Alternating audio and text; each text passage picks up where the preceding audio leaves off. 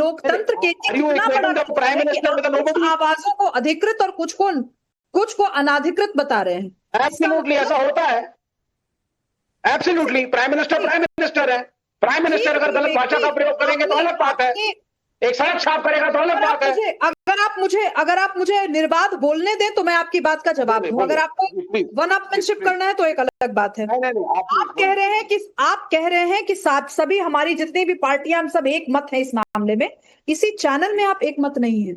इसी चैनल पर जब बहस हो रही है तो लोग कह रहे हैं कि भाजपा की किसी नेता ने दिया होगा। मैं कह रही हूं कोई भी व्यक्ति दे रहा हो, क्या आपकी तरफ से एक जॉइंट स्टेटमेंट आया कि हम कंडेम करते हैं? नहीं आया है विवेक जी। और हम इंडिविजुअल गुडविल पे नहीं चल सकते। जॉइंट स्टेटमेंट हम क्यों दें? जॉइंट स्टेटमेंट तो राहुल गांधी को पूरा कार्यकर्ता नहीं है तो जॉइंट स्टेटमेंट क्यों आए? बिहार में जो स्थिति 1990 के दशक में थी, बिहार में जो स्थिति 2000 में थी, उसके सिरमौर जिम्मेदार लालू प्रसाद यादव और राजद की सरकारें थीं। और राजद की सरकार ने महिलाओं के साथ क्या किया था मुझे आपको बताने की जरूरत नहीं है। अच्छा, एक चीज है एक सेकंड राकेश जी, मैं याद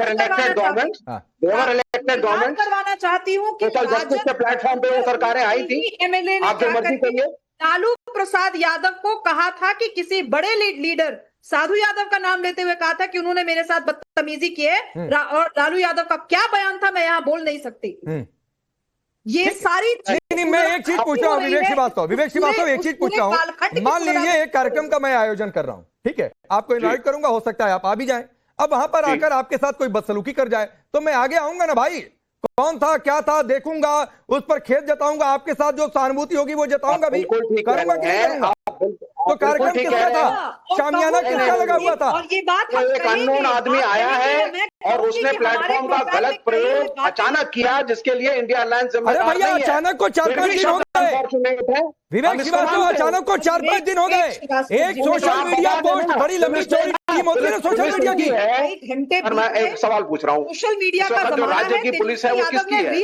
वो एनडीए की है। वो बता दें हमको, बता दें किस पार्टी का था, क्या सबूत है। आप जिम्मेदारी नहीं लेंगे, आपने मंच सजा दिया, आए कोई कुछ बोलकर चले जाए, माइक बंद नहीं होगा, उसके बाद नारेबाजी चलती रहेगी, राहुल तेजस्वी चले जाएंगे, उसके बाद उस पर गाली देते रहो, खुली छूट है। सारिका पासवान आपकी आवाज कट गई थी बीच में, अब अपनी बात रखिए और मैं फिर आपसे वही सवाल दोहरा रहा हूं और चैलेंज भी कर रहा हूं, आप तेजस्वी यादव का कोई एक रिएक्शन दिखा दीजिए इस पर। अरे पहले ये तो बताइए ना कि देखिए वहां पे ना तो राहुल गांधी जी ने कुछ बोला, ना तेजस्वी यादव जी ने कुछ बोला। अब एक बात बताइए, कोई आकर के लुच्चा लफंगा उन लोगों के जाने के बाद कुछ बोल रहा है तो इसकी जिम्मेदारी क्या राहुल जी लेंगे? अरे नहीं लेंगे, खेत तो जताएंगे, मत लीजिए जिम्मेदारी, खेत तो जताइए। एक सेकंड मैं बोलना चाहती हूँ, इसमें राकेश जी जिम्मेवारी नहीं लेंगे। आज इनकी रैली में ऐसा हो रहा है, कल इनकी सरकार में होगा। बहन जी चुप हो जाइए। पहले एक बात बताइए, ये देश है मोदी जी का, मोदी जी इस देश के प्रधानमंत्री, भाजपा शासित राज्यों में जितनी बलात्कार और हत्याएं हो रही है, क्या इसकी जिम्मेदारी मोदी जी लेंगे? मणिपुर में महिलाओं को नंगा घुमाया गया, इसकी जिम्मेदारी मोदी जी की बनती है, जिम्मेदार मोदी जी है। मणिपुर चली गई। नहीं रुकिए एक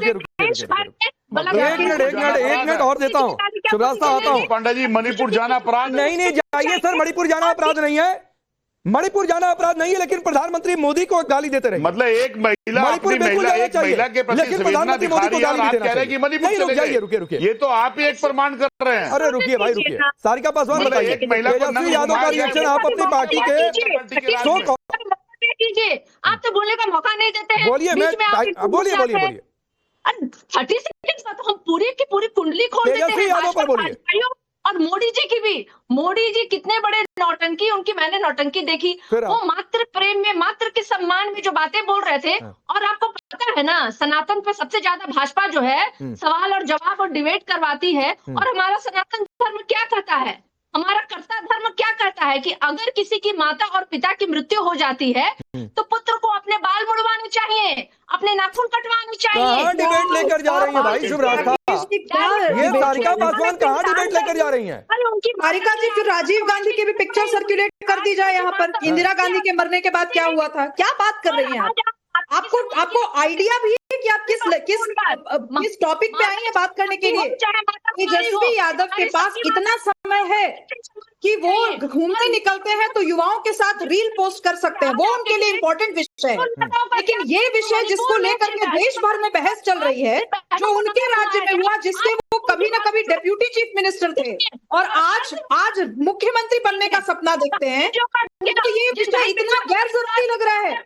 मैं तो एक कदम आगे बढ़ के कह रही हूँ राकेश जी, ये तो तब है जब राजद की सरकार बिहार में नहीं है कि उनकी रैली में कोई भी मन चला, कोई भी मन चला, कोई भी बदतमीज आकर कुछ भी बोल के चला जाता है, इन लोगों को इल्म तक नहीं होता। डॉक्टर प्रीति शेखर, सोचकर देखिए कि अगर इस प्रदेश की बागडोर ऐसे नेताओं के हाथ में जाती है तो इस प्रदेश में क्या होगा। ठीक है, मैं डॉक्टर प्रीति शेखर को लाता हूँ। डॉक्टर प्रीति शेखर, इनका दो टूक कहना है और जो बातें मुझे समझ में आई, एक कोई खेद नहीं जताएगा तो खेद नहीं जताए तो क्या मुंह मौन समर्थन ना मान लिया जाए। ऊपर से आप सवाल करेंगे तो अभी सारिका पासवान ने एक शब्द इस्तेमाल किया कि नौटंकी आप लोग कर रहे हैं, तो यही इनका स्टैंड है। देखिए, नौटंकी तो अभी पूरे बिहार में चला, इतने दिनों तक चला, जिस चमचमाती सड़क पर लोग फर्राटे भरकर चल रहे थे।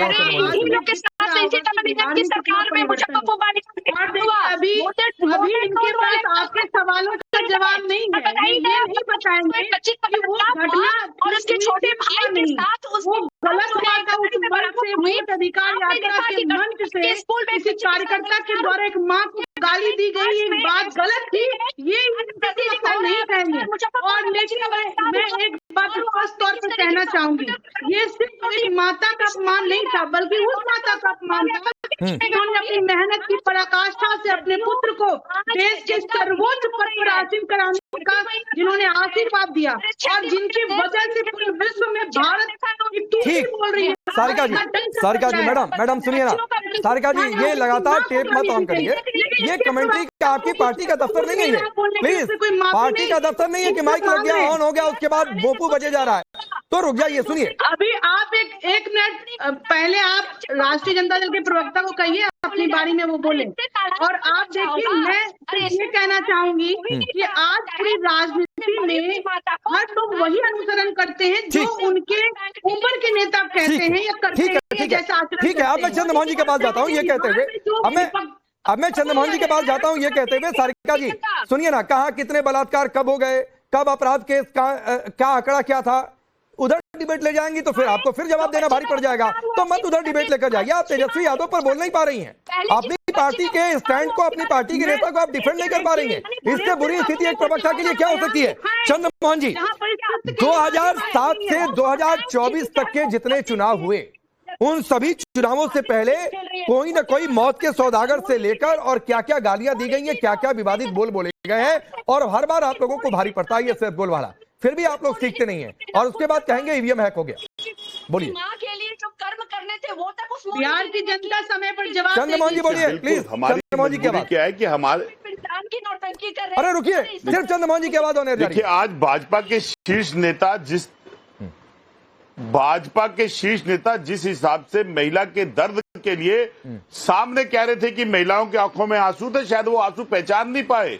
वो आंसू उन नग्न महिलाओं के थे जिसके पति ने इस देश के लिए शहादत दी थी, और देश के प्रधानमंत्री ने उंगली उठा के उन महिलाओं से पूछा नहीं था कि ये आपको इस अवस्था में घुसाने का जिम्मेवार मैं हूं, विपक्ष या राहुल गांधी या तेजस्वी यादव नहीं है। और आपने भी प्रश्न नहीं पूछा था देश की सरकार से कि ये सरकारों के अंदर पहले नहीं होता था, या आज की सरकारों में ऐसा क्यों हो रहा है। और आप जैसे पत्रकार आज सिर्फ विपक्ष से प्रश्न क्यों करते हैं। सुनिए ना, ये आज चंद्रमोहन जी, मेरे जैसे पत्रकार, मैं पलट कर कहूं, आप जैसे नेता, ये डिबेट को डिरेल करने का बहुत पुराना तरीका। सर, यहाँ मोरल टीचिंग देने मत आया करिए। और मैं ये बात सबसे कहता हूं, डिबेट है, सवाल पूछा जाता है, सवाल पूछना मेरा काम, जवाब देना आपका काम, और वह दोनों अपनी जिम्मेदारी में रहें। आप सबका बहुत बहुत शुक्रिया।